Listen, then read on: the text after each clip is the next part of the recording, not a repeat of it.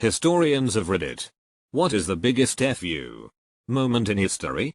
A pirate known as John Leffitt had a bounty of $500 put on him by a governor. So he put a $5,000 bounty on the governor. No you. Napoleon invited his brother-in-law to speak with him before his coronation as emperor to remind the brother-in-law that he objected to Napoleon marrying Josephine because Napoleon would amount to nothing. What a slap. So when France exiles Napoleon Bonaparte, the first time, they didn't think to change out military personnel. So he basically rolls up to the first French outpost he gets to, says sup and begins reassembling an army. By the time he gets to Paris, he's got enough forces that France is like, well, welcome back. He supposedly said to the first soldiers he encountered, any of you who dare oppose the emperor, fire. The soldiers cheered and joined him. Guess who's back? Back again. Ferruccio Lamborghini was a rich man owning his company that built tractors. He talked to Ferrari about the imperfections of his car and how to improve them, and they basically laughed at a young tractor mechanic trying to tell them about sport cars. So he decided to start making luxury sport cars to compete with Ferrari, and thus, the rivalry was born. So I'd say the middle finger of this guy to Ferrari was pretty noticeable. Every time I read this story I wish Lamborghini had its own F1 team to beat Ferrari, since that was Enzo's true pride and joy.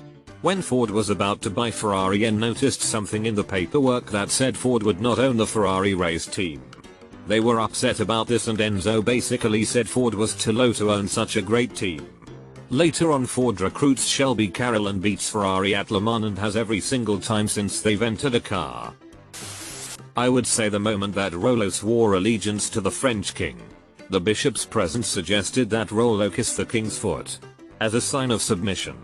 It was probably an idea intended to humiliate Rollo, and was not taken very well. After some discussion, it was agreed that one of Rollo's men would do it. However, the person chosen lifted the king's foot and, without bending down, brought it up to his mouth. Not surprisingly, the king fell over, amid general laughter in the court. Following this amusing scene, the king and his men swore to honor the concession to Rollo. That's great.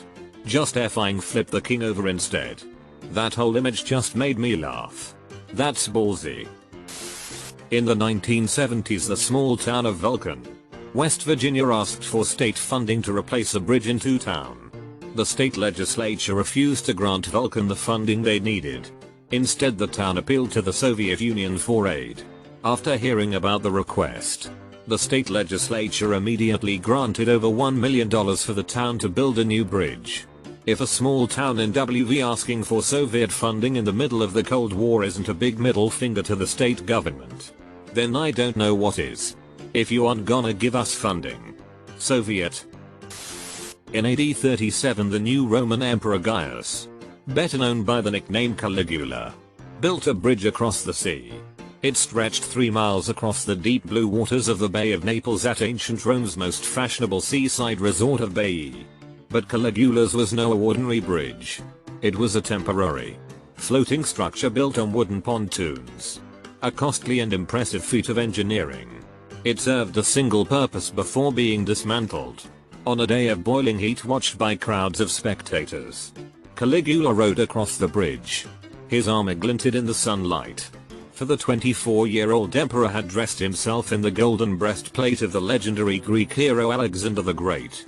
On the following day, Caligula made the journey in reverse, this time riding in a chariot, followed by soldiers of his personal guard. It was a pointless piece of showmanship, lost on the majority of the crowd, several of whom fell drunkenly to their deaths in the sea after 2 days partying. One historian claimed Caligula pulled the stunt to disprove a prophecy that he had no more chance of becoming emperor than of riding a horse across the Bay of Baiae. When Otto von Bismarck was about 50, he was walking down a street when a man ran up to him and shot him 5 times. Otto then turned around and began to beat the absolute shit out of him until some armed guards come to help him. When they inspected Otto for wounds, they found that all 5 hit, but they all either just grazed him or bounced off his ribs. Literally the Iron Chancellor. On the crowning of King Henry VII, He backdated his own reign to before the date of the Battle of Bosworth, meaning anyone who was loyal to him now but had shown any sign of opposition at Bosworth was now a traitor and an enemy to the realm. Justice served. This is already one of my favorite threads in Reddit history. Galvarino, Chilean warrior who had both his hands cut off by the conquistadors for raising arms against the Spanish. Instead of letting himself serve as a message of helplessness in the face of the invaders, the crazy bastard strapped swords to his stumps and went on the warpath. So this guy was ancient Chilean Wolverine? May I add that when he got defeated again, the Spanish were impressed and offered him to surrender. But he spit in the commander's face, so they literally fed him to their dogs. The first cell phone. The first call ever made from a cell phone was to a competitor's landline. Big D energy. This is more petty. But when Taft bragged to his friends via Telegram about scaling a mountain on horseback, that it was a few thousand feet, clear weather, all in all not too difficult, his friend replied, "How is horse?" Taft was a chunky boy. It makes me so very happy to know that ball busting between friends is an age-old tradition. Even better that it involved a president. When Germanic tribes invaded Britain after the Romans left, they named the native Celts Wellisk, meaning foreigner, even though they themselves were the foreigners. That later became the word Welsh, which the English promptly adopted for phrases like Welsh on a bet. TLDR, all of history has been one giant etymological middle finger to the Welsh. Yeah, but the Welsh language is itself a middle finger to English speakers. In the late 1980s, Nintendo and Sony developed a CD add-on for the Super Nintendo.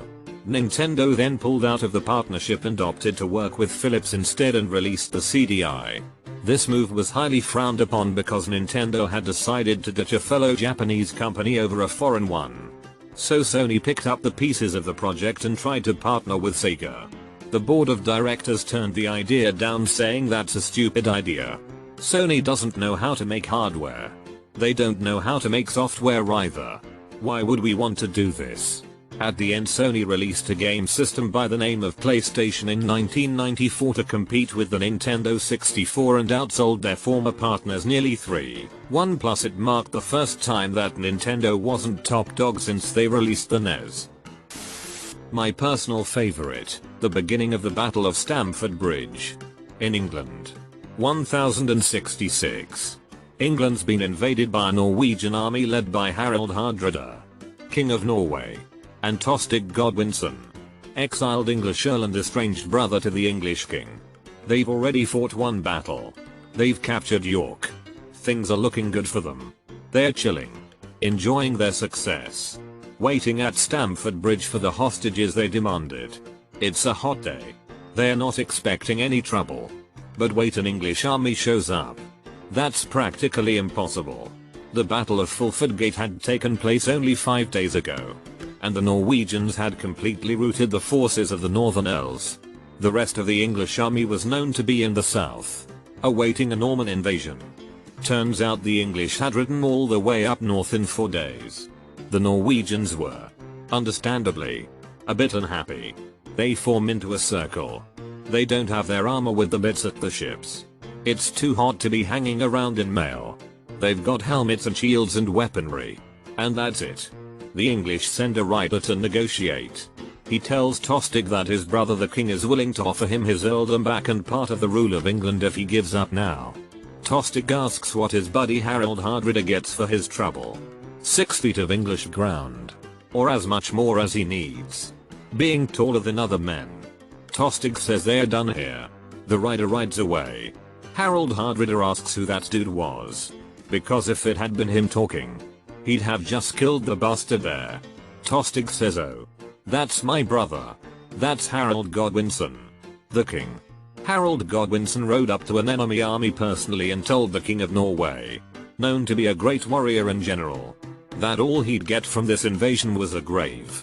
Battle commences. Norwegians lose. Tostig and Harald Hardrada both die. Huge bloody mess. English army is crippled. And then 3 days later the Normans land in the south. Harald is fed. He still marches his army back, gathers as much force as he can, and engages 3 weeks later. He's killed at Hastings. Normans conquer England. Basically a very personal FU moment that snowballed quite intensely. The second defenestration of Prague. The Holy Roman Emperor and King of Bohemia sent representatives to the Protestant city of Prague telling them to convert to Catholicism. The representatives get thrown out a window and allegedly landed in a pile of manure.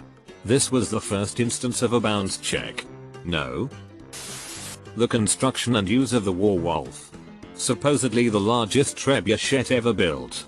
When it was disassembled it would fill up 30 wagons. So anyways, King Edward I built this to siege a Scottish castle. But before it was even built the Scottish people tried to surrender. To which Edward responded with a prompt no. In actuality he responded with you do not deserve any grace, but must surrender to my will. In other words, I built this trebuchet over 40 days and I am most definitely going to use it, and proceeded to use the trebuchet anyways. I went to all the trouble to build this tank trebuchet and now you bet your AMR test it. On the 30th of September 1938, a treaty called Munich Agreement was signed, causing Germany's annexation of Sudetenland, a region of western Czechoslovakia, where many German people lived. It was signed by leaders of UK, France, Italy and Germany. UK and France signed it because Hitler promised that he won't go to war if he got the Sudetenland. We all know how that turned out. But that's not all. The biggest FU to Czechoslovakia was that they weren't invited to the meeting. Yes, they weren't invited to the meeting about their own region. Also France was an ally of Czechoslovakia at the time. So yeah. Thanks for support France. Sorry for any mistakes. English is not my first language. Also, my first Reddit post. Olga of Kiev. When her husband died, the country that killed him assumed they'd just take over and force her into marriage. She straight up killed the dignitaries that were sent to tell her she had to marry multiple times, in the most intense way possible. She then traveled to where her husband had been killed and basically burned the place to the ground again, in the most hardcore, amazing way. They made her a freaking saint. Worth a read on Wikipedia. She didn't burn the town by herself. She instead had 3 pigeons do it. And these pigeons were first sent by her enemies as some sort of peace offering requested by her. She basically tricked them into burning their own city to the ground. Stop sending people to kill me. We've already captured 5 of them. One of them with a bomb and another with a rifle. If you don't stop sending killers, I'll send a very fast working one to Moscow and I certainly won't have to send another. Tito to Joseph Stalin. If someone made a black comedy TV series about the Eastern Bloc, this would be one of the highlights. Julius Caesar's death. At least he died surrounded by friends. The first recorded incident of a group project where most of the group doesn't do the effing work. Not the biggest, but definitely one to note. In 1966, Charles de Gaulle ordered all US troops out of France, as he said the country was leaving NATO.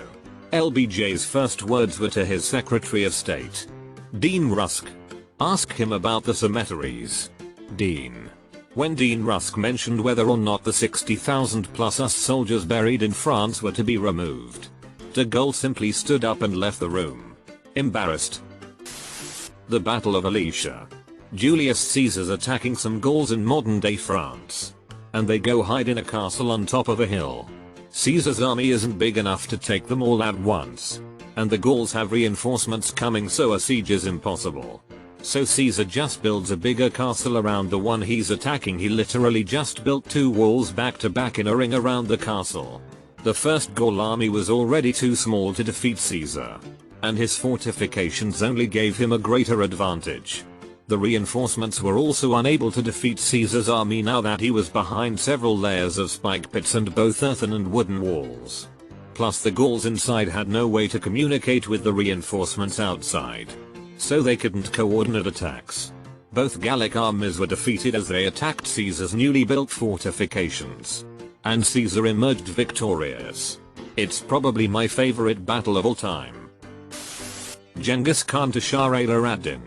After the Khwarezmids plundered one of Genghis Khan's caravans, killed his people, and took his He thought to take the diplomatic approach and send 2 envoys and an interpreter. Shah al-Ad-Din decided to be a dumbass about it. He shaved the heads of the envoys to shame them and sent them back with the head of the interpreter. Mr. Khan was kinda pissed.